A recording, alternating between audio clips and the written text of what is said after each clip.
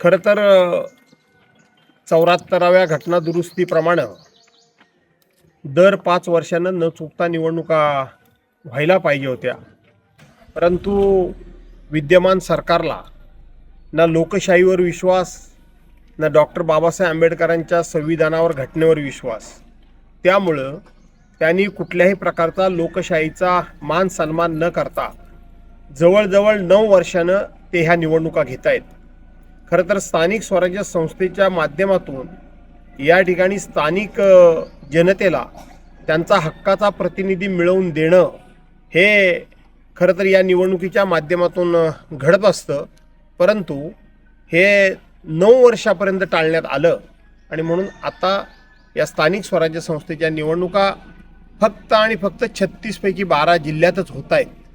त्यामुळं जनतेनं या लोकशाहीचा उत्सव म्हणून आणि लोकशाही त्या ठिकाणी शाबूत राहावी म्हणून न चुकता, न घाबरता, कोणाच्याही दबावाखाली, कोणालाही दहशतीला बळी न पडता तुम्ही त्या जनतेनं मतदान करावं अशी विनंती करतो.